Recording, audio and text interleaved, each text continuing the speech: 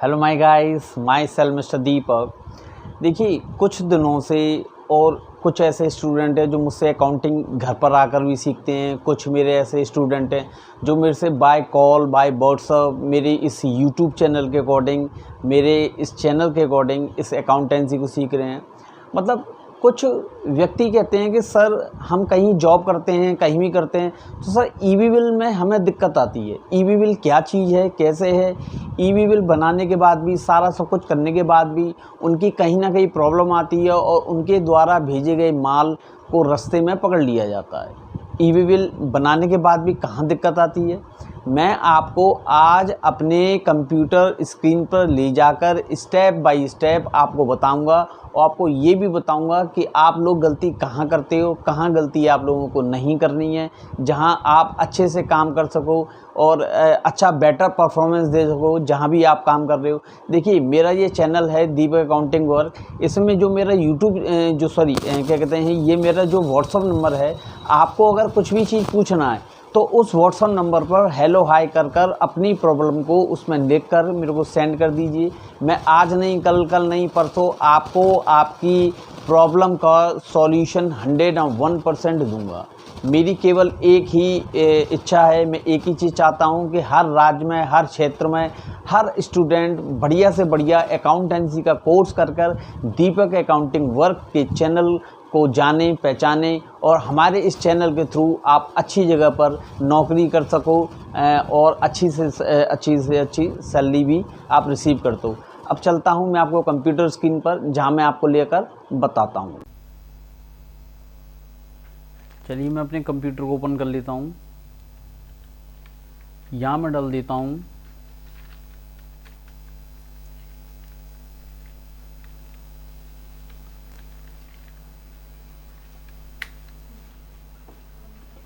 EBay bill. इसको login करता हूं।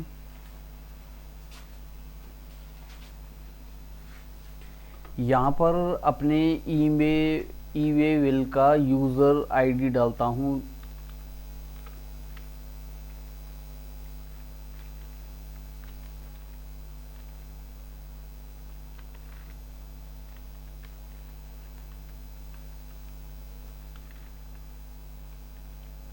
पासवर्ड डालता हूँ।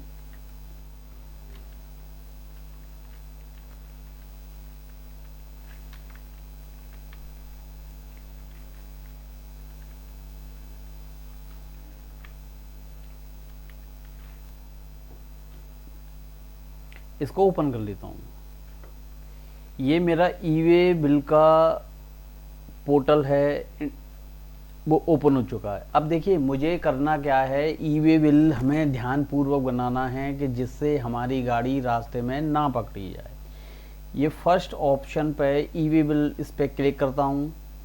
ये देखिए, यहाँ बहुत सारे ऑप्शन ओपन हो रहे हैं। जनरेट न्यू ईबे बिल, अगर मुझे सिंगल ईबे बिल बनाना है तो जनरेट ईबे बिल पर क्लिक करूँगा।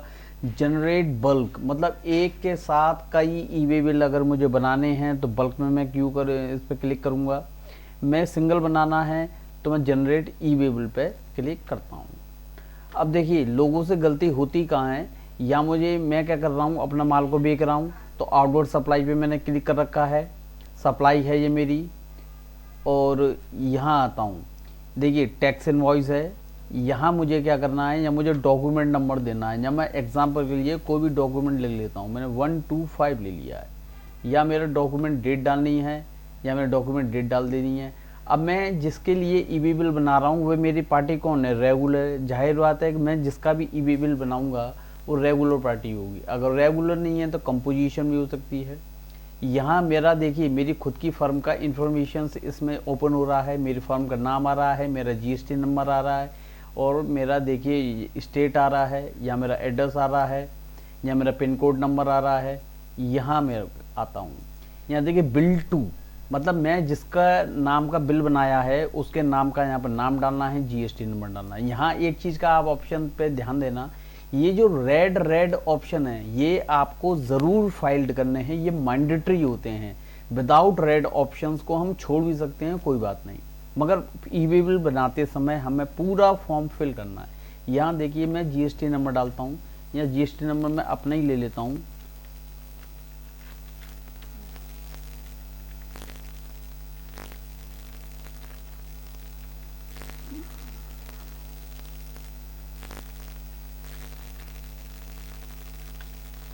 देखिए मैंने जीएसटी नंबर डालने के बाद बाकी सारे ऑप्शन ऑटो फिल हो गए। यहाँ पर मुझे कुछ करेक्शन करना है तो मैं कुछ करेक्शन दे सकता हूँ कि जैसे सपोज कीजिए जिसका जीएसटी नंबर है वो अपना माल कहीं पर और दूसरी प्लेस पर मंगाना चाहता है या उसका एड्रेस चेंज है, तो यहाँ मैं एड्रेस चेंज कर सकता हूँ। जैसे मैं कुछ और एड्रेस डाल देता हूँ यहाँ पर, ये मैंने एड्रेस चेंज कर दिया।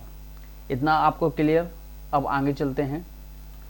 ये ऑप्शन आता है, देखिए ये ऑप्शन बहुत मैंडेटरी ऑप्शन होता है। यहाँ पे प्रोडक्ट नेम, मेरा प्रोडक्ट क्या है, जैसे एग्जांपल के लिए मैं कोई प्रोडक्ट ले लेता हूँ, जैसे वीवो Y12। डिस्क्रिप्शन में ये प्रोडक्ट क्या चीज़ है, ये मोबाइल है। देखिए इसका HSN कोड, मेन ऑप्शन जो गलती करते हैं, HSN कोड हमें 6 अक्षरों का या 8 अक्षरों का डालना है। 4 अक्षरों का HSN code we can not the use. अगर हम 4 अक्षरों का HSN कोड यूज़ करेंगे तो देखिए गाड़ी हमारी रास्ते में पकड़ी जा सकती है। मैं HSN कोड यूज़ करूँगा 1290 12 सॉरी 85 17 12 90। ये HSN कोड क्यों डालते हैं, क्योंकि HSN कोड से रेट को डिफाइन किया जाता है। यहाँ मैं क्वांटिटी ले लेता हूँ 5, यूनिट छोड़ देता हूँ। टैक्सेबल वैल्यू में कुछ भी ले लेता हूँ, जैसे 5 की मैंने ले ली 20,000 रुपये, 20,000। यहाँ पर मैं आ गया। यहाँ पर मुझसे पूछ रहा है कि ये देखिए CGST प्लस SGST, क्योंकि वो यहाँ पर ऑप्शंस मुझे लेना है। यहाँ पर लेना है मोबाइल 18% 9+9 लेते ही देखिए CGST और SGST का कॉलम पर 1800 और टोटल टैक्स इनवॉइस, ये सारी ऑप्शन टोटल वैल्यू हो गई 23,600 रुपये। ये सारा ऑप्शन ऑटो फिल हो गया। यहाँ मुझे कुछ नहीं करना है। देखिए यहाँ नीचे आता हूँ, यहाँ पर ट्रांसपोर्टर ID, ट्रांसपोर्टर का नेम यहाँ पर मुझे डाल देना है। जो भी मैं जिस ट्रांसपोर्ट के द्वारा उस माल को डिस्पैच कर रहा हूँ, माल को भेज रहा हूँ, या ट्रांसपोर्ट के अकॉर्डिंग नहीं भेज रहा हूँ या किसी और के द्वारा भेज रहा हूँ, तो वो डिटेल मुझे डाल देनी है।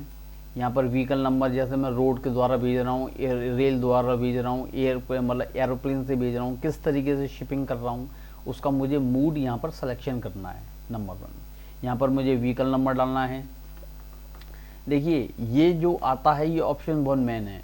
यहाँ आता है अप्रॉक्सीमेट डिस्टेंस इन किलोमीटर, मतलब जहाँ मैं माल भेज रहा हूँ उसका अप्रॉक्सीमेट डिस्टेंस कितना है। जैसे मैं माल भेज रहा हूँ मेरा 10 किलोमीटर है, तो इस डिस्टेंस को हमें ध्यानपूर्वक, अगर जैसे सपोज कीजिए मैं किसी प्रोडक्ट को दिल्ली भेज रहा हूँ या गुजरात भेज रहा हूँ या बेंगलोर भेज रहा हूँ या बेच रहा हूँ, तो मुझे देखिए डिस्टेंस, हम क्या करते हैं कभी कभी किसी चीज़ का डिस्टेंस हमें मालूम नहीं होता तो हम गूगल से देख लेते हैं।